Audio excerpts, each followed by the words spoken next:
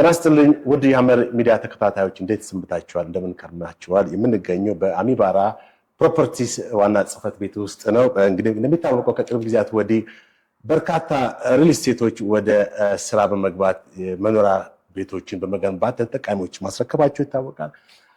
ከነዚህም የሪል ስቴቶች ውስጥ የአሚባራ ፕሮፐርቲስ አንዱና ዋናው ተጠቃሽ ነው። የአሚባራ ፕሮፐርቲስ የሚገነባቸው ቤቶች ይዞታቸው እንዴት ነው? የአከፋፈል ሁኔታስ? የመሳሰሉትን ጥያቄዎች ለአሚባራ ፕሮፐርቲስ የሽያጭ ክፍል አማካሪ ወይዘሮ ዲቦራ ነብዩ ጋር የምናደርጋቸው ቆይታ ይኖራል። ተከታተሉን። ዲቦራ እንኳን ለዚህ ቃለ መጠይቅ ፈቃደኛ ሆነሽ በመገኘትሽ በጣም አመሰግናለሁ። እስቲ አሚባራ ማን ነው? ወይም አሚባራ የሚለው ስም እንግዲህ እንደሚታወቀው በአፋር ክልል የሚገኝ ቦታ ነው። ከዛ ጋር የተያያዘ ነገር አለው ወይ የሚለውንም አንስተሽ አንድ ላይ ብትመልሽልን። ጥሩ። እንግዲህ ጥላሁን አንተም ጠቅሰዋል። አሚባራ ማለት በአፋር ክልል ውስጥ የሚገኝ አንድ ወረዳ ነው። የስሙም ትርጓሜ የአጎት ልጅ የሚል ነው። እንግዲህ አሚባራ ቢዝነስ ግሩፕ ስያሜውን ያገኘው ከዚህ ነው ማለት ነው። አሚባራ ቢዝነስ ግሩፕ እንግዲህ ከተመሰረተ ወደ 30 ዓመታትን አስቆጥሯል። መጀመሪያ ላይ የተነሳው አሚባራ እርሻ ኃላፊነት የተወሰነ የግል ማህበር ነው። ከዛ በመቀጠል ግን በስሩ ብዙ የእህት ኩባንያዎች አሉት ማለት ነው። ለመጥቀስ አሚባራ አቪዬሽን፣ አሚባራ ትራንስፖርቴሽን እንዲሁም ደግሞ በማህበረሰቡ ዘንድ የሚታወቀው የአዲስ ሞጆ የምግብ ዘይት ኮምፕሌክስ፣ አዋሽ የብስኩትና የዱቄት ፋብሪካ፣ እነዚህ ተጠቃሽ ናቸው። አሁን ደግሞ የምንገኝበት አሚባራ ፕሮፐርቲስ ከነዚህ እህት ኩባንያዎች ውስጥ አንዱ ነው ማለት ነው። አሚባራ ፕሮፐርቲስ በ2014 ዓ.ም የተመሰረተ የሪል ስቴት አልሚ ድርጅት ነው። ጥሩ። እንግዲህ ያው እኛ የአሚባራ ፕሮፐርቲስ የሚሰራቸው የግንባታ ቤቶች ምን አይነት እንደሆኑ ከተጠቃሚዎች ከህብረተሰቡ በቀረበልን ለሚዲያችን በቀጥታ በተደወለልን እና በቀረበልን ጥያቄ መሰረት ነው እዚህ ለማጣራት የመጣ ነው።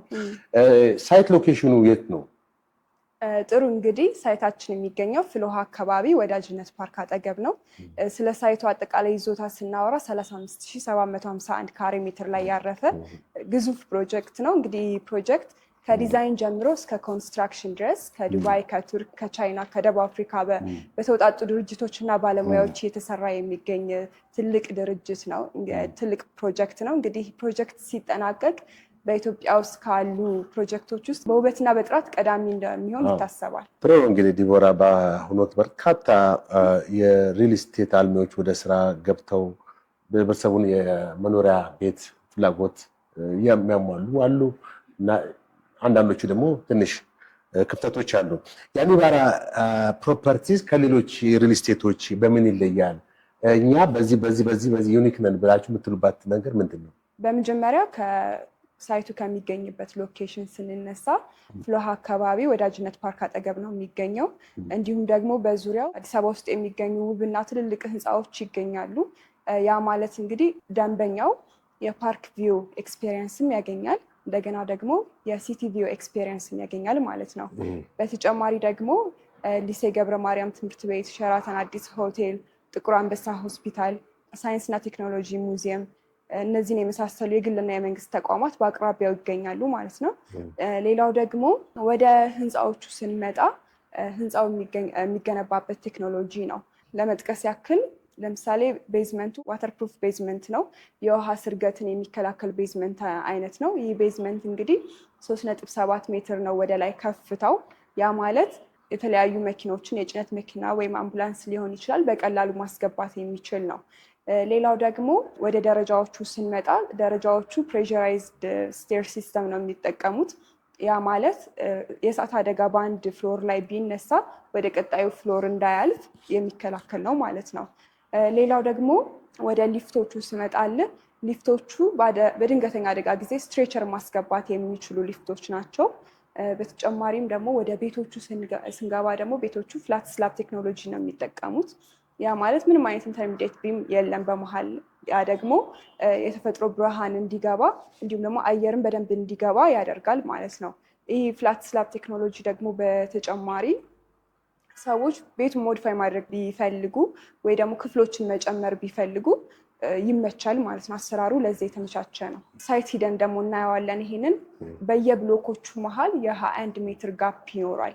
ያ የ21 ሜትር ጋፕ እንግዲህ ህፃናቶች ሊጫወቱበት ይችላሉ፣ ሰዎች ወክ የሚያደርጉበት እንዲሁም ደግሞ ፋውንቴኖችም ስለሚገነቡ ለእይታም ደግሞ ጥሩ የሆነ ጋፕ ነው ያ ሼርድ ስፔሱ ማለት ነው። ጥሩ።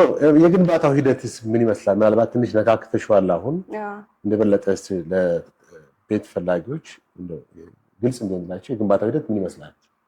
ጥሩ እንግዲህ ከላይ እንደጠቀስኩት አጠቃላይ የመኖሪያ መንደሩ ስፋቱ 35751 ካሬ ነው ብያለሁ።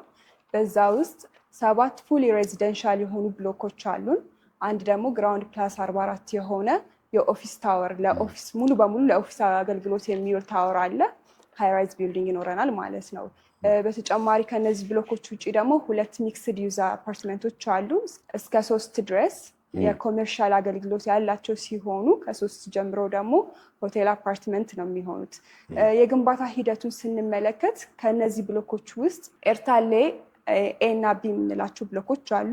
እነዚህ ብሎኮች የኮንስትራክሽን ፕሮግረሳቸው 85% ደርሰዋል። በተጨማሪም ደግሞ አፍዴራ እና ዳሎል የምንላቸው ብሎኮቻችን ደግሞ የፋውንዴሽን ስራ እየተሰራላቸው ይገኛሉ። በቀጣይ አሁን በቅርቡ ደግሞ ሪሊዝ ያደረግናቸው 3 ብሎኮች አሉ። እነዚህ ብሎኮች አሰብ፣ ሀደር እና ሙሳል የሚባሉ ብሎኮች ናቸው። እነዚህ ደግሞ የቁፋሮ ስራ ለመጀመር ዝግጅት አጠናቀናል ማለት ነው።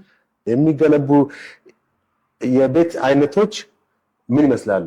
እስቲ ምንሽ አንዳንድ ጊዜ ተጠቃሚ ማወቅ የሚፈልጋቸው ነገሮች አሉ። ቤቶቹን እንዴት ነው ማለት የቤቶቹ ይዘታቸው ምንድን ነው?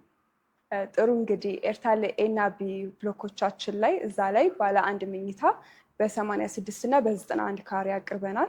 ባለ 2 መኝታ ደግሞ በ135 እና በ142 ካሬ አቅርበናል።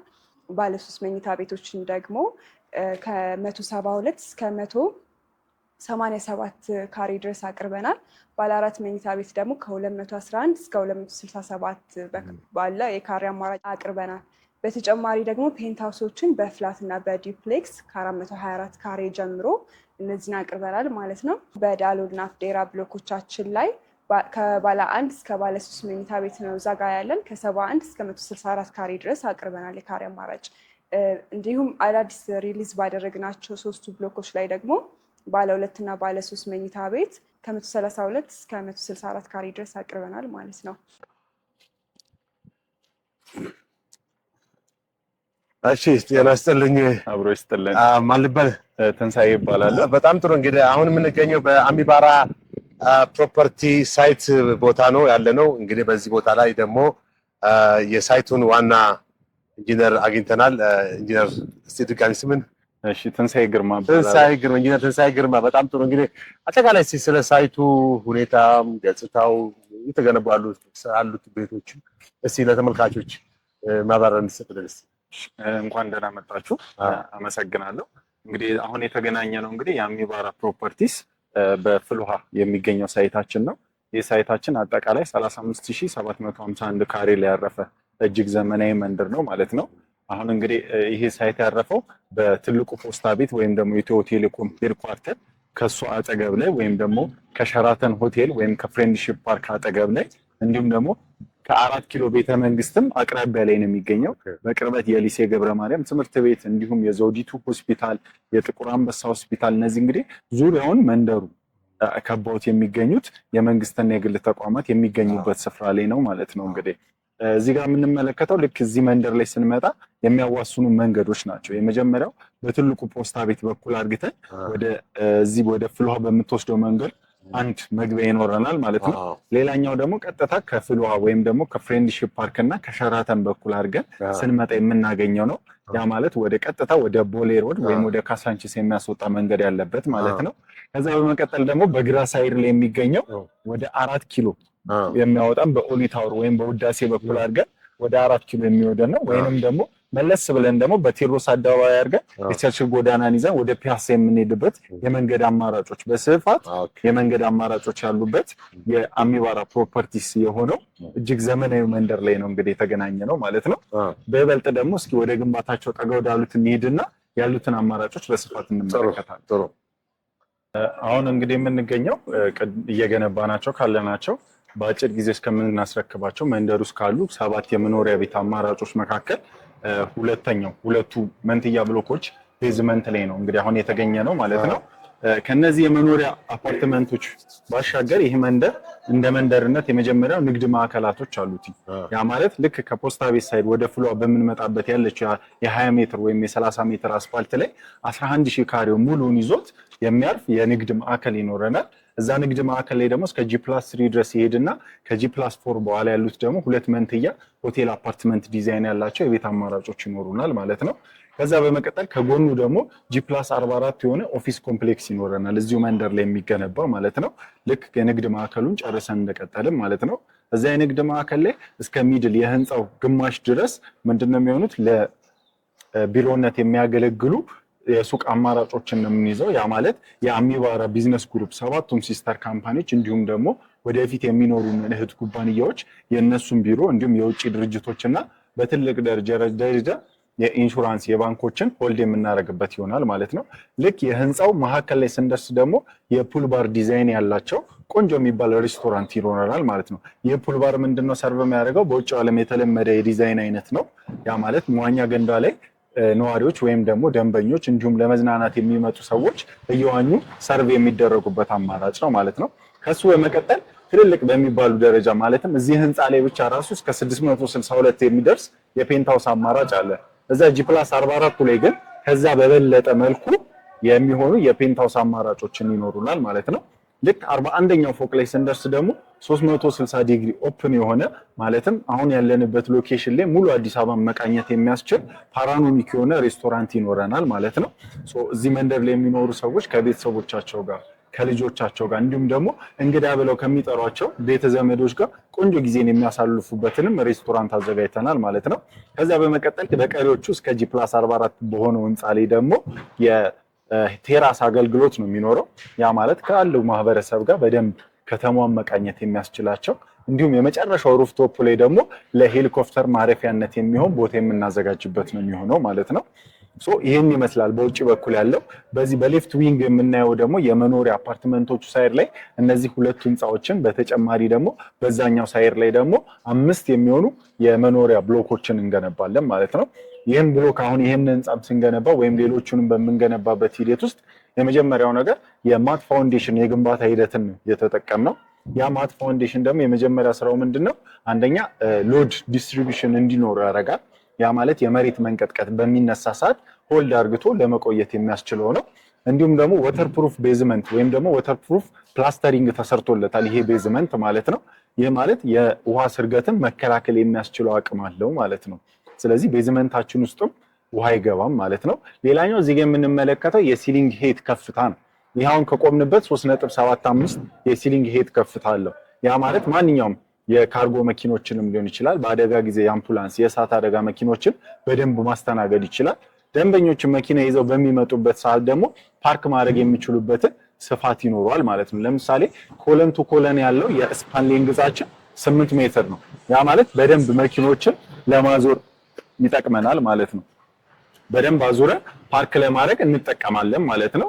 ይህ ስፓን ሌንግዝ አንድ የሚሰጠን ሌላኛው የግንባታ ሂደት ነው። ሁለተኛ ከጀርባችን እንደምንመለከተው ደግሞ የሊፍት አገልግሎቶቻችን ናቸው። ሊፍቶቻችን ሆስፒታል ስታንዳርድ የሆኑ ሊፍቶችን ነው የምንጠቀመው። ያ ማለት ወላድ ቢኖር ለኢመርጀንሲ አገልግሎት ስትሬቸሮችን በደንብ አስገብቶ ማስወጣት የሚችል በውስጥ ለውስጥ በጣም ስፋት ያለው የሊፍት አገልግሎት ነው። በኪሎ ደረጃ እስከ 16 ሰዎች ክብደትን መሸከም የሚችል በጣም ፈጣንና ዘመናዊ ሊፍት ነው የሚኖረን ማለት ነው። ምናልባት ከተማው ላይ ደግሞ ያልተለመደው ምንድነው? ልክ እዚህ ጋር እንደምንመለከተው ከደረጃው ስንገባ ራሱን የቻለ ኤር ፕሬዠራይዝድ ዶር ሲስተም የሚባል እንጠቀማለን። ያ ምንድነው? አንድ ፍሎር ላይ እሳት ቢነሳ ሙሉ ለሙሉ ሴንስ በማድረግ ሸዳውን ያደርግና ያንን ፍሎር አይሶሌት የማድረግ ስራ ይሰራልናል ማለት ነው። ያ ደግሞ ምንድነው? የእሳት የመዛመትን ነገር በደንብ ለማሳጠር የምንጠቀምበት ቴክኖሎጂ ነው ማለት ነው። እነዚህን የመሳሰሉና ለየት ያሉ ደግሞ በቴክኖሎጂውም ዘርፍ አዳዲስ የሚባሉ ነገሮችን አሚባራ ፕሮፐርቲስ በግንባታ ደረጃ ይዞላችሁ መጥቷል ማለት ነው። ከፍ ብለን ደግሞ እስኪ የቤቶቹን አማራጮችና ምን ይመስላሉ የሚሉትን ዲቴል እናያለን ማለት ነው። ይሄ ማለት እንግዲህ ስለ ኤር ፕሬዠራይዝድ ዶር ሲስተም ያወራንበት ነው ማለት ነው። እዚች ላይ ነው ኤር ፕሬዠራይዝድ ዶር ሲስተሙ የምትገጠመው። ከዛ ልክ እንደዚህ ከፍተን ነው የምንገባው ማለት ነው። እሳት በሚኖር ሰዓት ደግሞ ሙሉ ሸዳውን አርግቶት ስለዚህ ደንበኛው እንደ ኢመርጀንሲ ይሄንን ቦታ መጠቀም ይችላል ማለት ነው።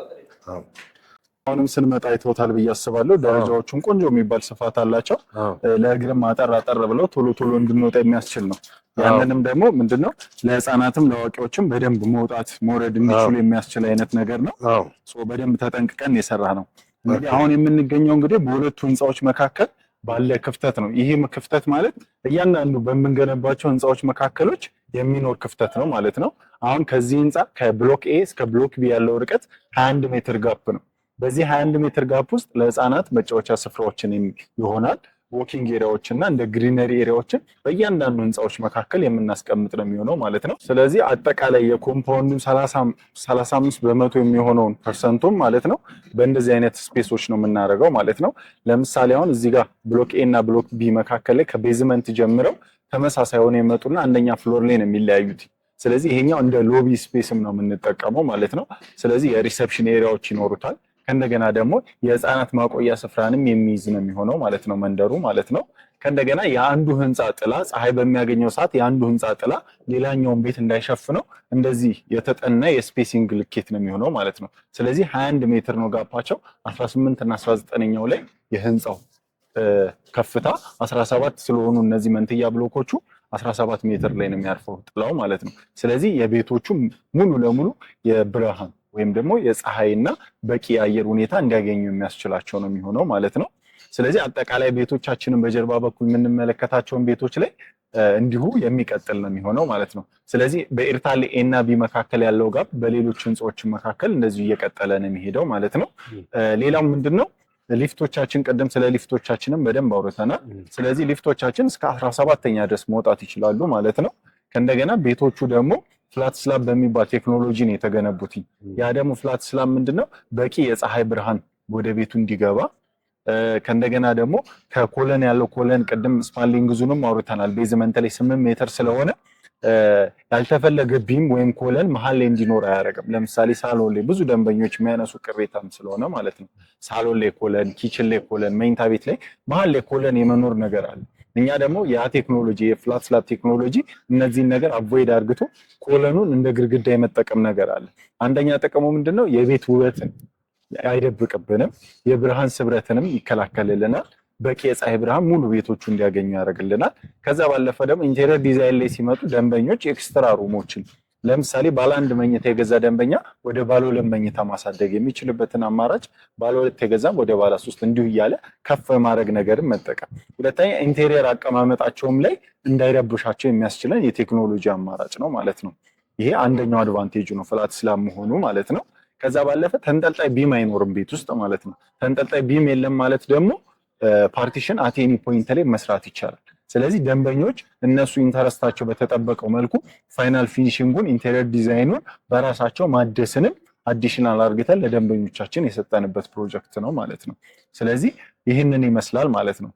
ሌላው እዚህ ጋር ደንበኞች በደንብ ኖቲስ እንዲያደርጉት የምፈልገው ምንድነው ስፔሻሊ ከባለ 2 መኝታ በኋላ ላሉ ቤቶቻችን የሰራተኛ ክፍል ከነመታጠቢያው አዲሽናል አድርገን የጨመርንበት ነው የሚሆነው ማለት ነው። የሰራተኛ ክፍል የራሱ የሆነ በሰርቪስ ኳርተር ኮንሰፕት የሚባል ዲዛይን ተጠቅመናል። ያ ማለት ምንድነው ኪችን የሰራተኛ ክፍልና ሰራተኛዋ ልትገለገልባቸው የሚችላቸው የስቶር የላውንደሪ እነዚህ ኤሪያዎች ከዋናው ቤት ሰፓሬት በሆነ ኤሪያ ላይ የሚያርፍ ነው የሚሆነው ማለት ነው። ከዛ ባለፈ ደግሞ ቀደም አውርተናል ስለ ሊፍቶቻችን ፈጣን የሆኑ ከ2 እስከ 4 የሚደርሱ በአንዴ 16 ሰው ክብደት መሸከም የሚችሉ ሊፍቶችን እያንዳንዱ ህንፃዎች ላይ እንገጥማለን ከስታንድ ባይ ጀነሬተር ጋር ማለት ነው። ፍሎር ላይ ደግሞ ልክ ደንበኛ በደረጃ ወይም በሊፍት አይደለም ቆሻሻ ይዞ የሚወርደው እዛ ፍሎር ላይ ጋርቤጅ ሹተር አለው። ስለዚህ እዛው በጋርቤጁ በኩል ሹት አድርግቶ እታች ደግሞ ፕሮፐርቲ ማኔጅመንቱ የጽዳት ክፍል የሆኑት አንስተው ቆሻሻ የሚያስወግዱበትን ሲስተም የዘረጋንበት መንደራችን ነው ማለት ነው። ስለዚህ እነዚህ 2 G+17 የሆኑ መንትያ ብሎኮች ናቸው። በቀጣይነት ደግሞ እስከ G+23 የሚደርሱ አዲስ የጀመርናቸውም አዳዲስ ለሽያጭ ያወጣናቸውም የቤት አማራጮች አሉን ማለት ነው። አጠቃላይ መንደሩ ላይ 7 የመኖሪያ አፓርትመንቶችን እንገነባለን ማለት ነው። የብዙ ደንበኞች ጥያቄ ሊሆን የሚችለው መንደር ገንብታችሁ ሌሎች ነገሮችንስ ምን አስባችኋል ለሚለው ዌልነስ ሴንተር አለን እዚሁ መንደር ላይ ማለት ነው። ያ ምንድነው የአካል ብቃት እንቅስቃሴ የሚያደርጉባቸው ወይም ደግሞ የተለያዩ አክቲቪቲዎችን የሚያደርጉባቸው ሴንተሮች ማለት ነው። ያ ማለት 2 የመዋኛ ገንዳዎች እዚሁ መንደር ላይ ይገኛሉ። የቅርጫት ኳስ፣ የእግር ኳስ፣ የግራውንድ ቴኒስን መጫወቻ ስፍራዎችንም ኢንዶር በሆነ ቤት ውስጥ የቤት ውስጥ ማለት ነው እሱንም አዘጋጅተናል ማለት ነው። ልክ መንደሩ ሲጠናቀቅ አብረው ዴሊቨር የሚደረጉ ነው የሚሆነው ማለት ነው። ምናልባት ደግሞ በአፍሪካ የመጀመሪያውንም አርቲፊሻል የበረዶ መንሸራተቻና ዘመናዊ ሲኒማ አገልግሎትንም እዚሁ መንደር ላይ የሚያገኙበት ሌላው ተመራጭ የሆነው ምናልባት አሚባራን ዩኒክ የሚያደርገውም ነገር ነው ማለት ነው። ከሎኬሽኑ በተጨማሪ ሎኬሽኑንም ስናይ ፕራይም የሚባል ሎኬሽን ላይ ነው። መሀል ከተማ ካልን ከዚህ ውጭ ልንጠራ የምንችልበት ሁኔታ አለ ብዬ አላስብም እና ይህንንም ያማከለ ነገር ነው ይዘን የመጣ ነው። ከዛ ባለፈ ደንበኞች ከዚህ በፊት ምናልባት እነዚህ ኤርታሌ ኤና ቢ የምንላቸው ሙሉ ለሙሉ የፍሬንድሺፕ ፓርክ እይታ ያላቸው አማራጮች ነው። መሀል ከተማ ላይ ተገኝተን የፓርክ እይታንም እንዲሁም ደግሞ የከተማ እይታንም በአንድ ላይ የያዘ መንደር የሚያገኙበት ትልቅና እጅግ ዘመናዊ መንደር ነው ይዘን የመጣ ነው ማለት ነው። አጠቃላይ መንደሩ እነዚህ ነገሮች ያካትታል ማለት ነው። ይህን ይመስላል እንግዲህ የአሚባራ ፕሮፐርቲስ መንደር። ኦኬ፣ ዋጋቸውን አከፋፈላቸውስ በተመለከተ ምክንያቱም የቤት ፈላጊ ያው ዋና የሚጠይቀው ዋጋ ነው። ልክ ነው። አከፋፈል ሁኔታም ራሱን የቻለ እንትን ነው፣ አንድ ሂደት ነው። ስለዚህ ዋጋቸውን አከፋፈላቸው ምን ይመስላል? ጥሩ እንግዲህ እነዚህ በሁለቱ ብሎኮቻችን ላይ በ20% ቅድመ ክፍያ ነው እየሸጥን የምንገኘው።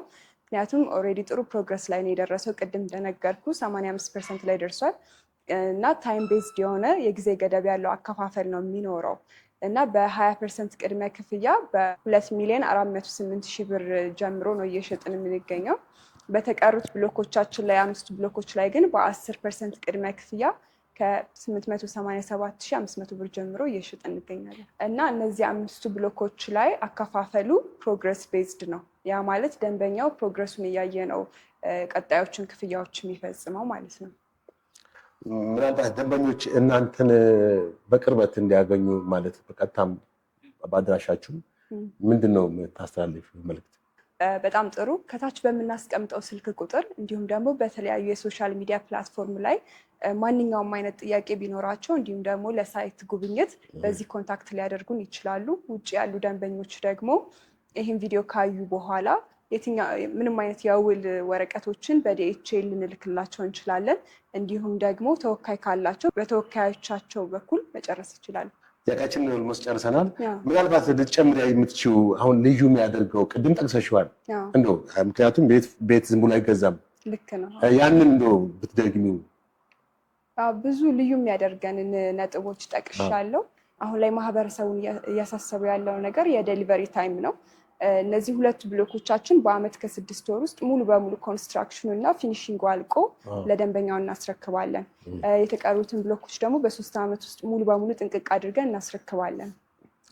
በጣም ጥሩ እንግዲህ አመሰግናለሁ ወይዘሮ ዲቦራ ነብዩ ስለሰጠሽኝ በቂ ምላሽ ሰጥሽኛል። በጣም አመሰግናለሁ። ያው ከአድማጮች ወይም ከተመልካቾች የሚቀርቡ ጥያቄዎች ነው ይዘን ለእናንተ የቀረብ ነው። ውድ ተመልካቾቻችን እንግዲህ ከአሚባራ ፕሮፐርቲ ጋር ዋናው ጽሕፈት ቤት በመገኘት ከጽሕፈት ቤቱ የሽያጭ ክፍል አማካሪ ከወይዘሮ ዲቦራ ነብዩ ጋር ባደረግነው ቃለ ምልልስ በቂ መረጃ እንዳገኛችሁ ምናልባትም ተጨማሪ መረጃ ደግሞ በዚህ በስልክ ቁጥራቸው ልታገኟቸው እንደምትችሉ እየገለጽን ፕሮግራሙን አዘጋጅቼ ያቀረብኩላችሁ ጥላሁን መልካም ቀን